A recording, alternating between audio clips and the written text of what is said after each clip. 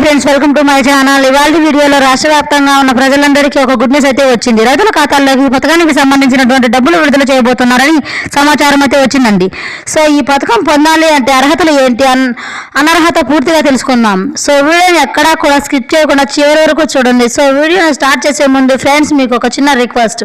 ఇలాంటి స్కీమ్స్కు సంబంధించి latest updates తెలుసుకోవాలి అనుకుంటే వెంటనే మన ఛానల్ని సబ్స్క్రైబ్ చేసుకోండి. ఇక వివరాలకైతే వెళ్దాం.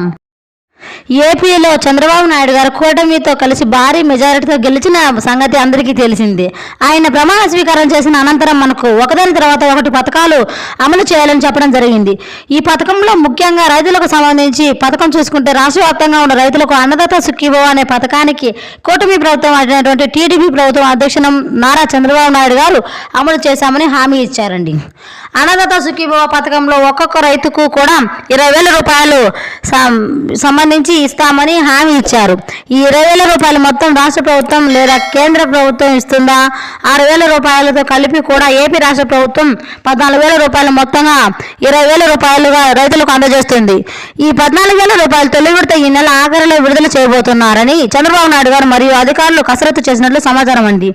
ఎందుకంటే రైతులకు సంబంధించి ఏ పథకాలు అయితే అమలు చేయాలంటే రైతులకు సంబంధించి ముఖ్యంగా వర్షాకాలం ముందుగా డబ్బులు ఇవ్వాల్సి ఉంటుంది. రైతులు పొలం పనులు స్టార్ట్ చేసే ముందుగా ఉపయోగపడుతున్నాయి. గత ప్రభుత్వంలో కూడా తొలి విడత కింద 5,500 రూపాయలు మే నెలలో ఇచ్చారు. కాబట్టి కొన్ని ఇబ్బందుల వల్ల ఇప్పుడు మన నవంబర్ చివరి ఆఖరులో కూడా ఇవ్వలేని పరిస్థితి వచ్చింది.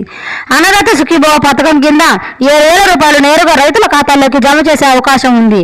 ఇక ఈ పథకానికి సంబంధించి అర్హులు ఎవరు, అనర్హులు ఎవరు చూసుకుంటే కనీసం 1 ఎకరా భూమి ఉన్న కూడా ఈ పథకానికి అర్హులే. యజమాని లేదా కౌలు రైతులిద్దరూ కూడా ఒకరు మార్చి ఒకరు ఈ పథకానికి వర్తిస్తుంది. పిల్లలు ఉద్యోగం చేస్తున్నా, ఆదాయపు పన్ను కడుతున్నాం, వ్యవసాయం చేసే తల్లిదండ్రులకు వ్యవసాయం కింద సాయం అందుతుంది. ఇక అనర్హుల విషయానికి వస్తే ఎంపీలు కానీ ఎమ్మెల్యేలు కానీ గతంలో పనిచేస్తున్న వారు ఇప్పుడు మరి పనిచేస్తున్న వారు కుటుంబాలకు ఇది వర్తించదు. అలాగే కుటుంబ సభ్యుల మధ్యలో కౌలు ఒప్పందం కానీ జరిగితే కౌలు ఒప్పందాలకు కూడా ఈ సహాయం అందదు. వ్యక్తులు కానీ సంస్థలు కానీ యజమానులు కానీ వ్యవసాయం చేసే రైతులు కూడా పథకం వర్తించదు. భూమి యజమాని బ్రతికి ఉండగా పిల్లలు వ్యవసాయం చేస్తూ ఉంటే ఆ పిల్లలకు కూడా ఈ పథకం అనేది వర్తిస్తుంది. సో ఇది ఫ్రెండ్స్, రైతులకు సంబంధించిన వచ్చిన లేటెస్ట్ అప్డేట్. ఈ వీడియో పట్ల ఎలాంటి డౌట్స్ ఉన్న కామెంట్ సెక్షన్లో కామెంట్ చేయండి, రిప్లై ఇస్తాను.